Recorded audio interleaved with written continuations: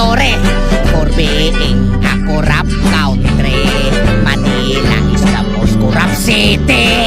Naadid tong mga yawa o peste, ruled by political dynasty.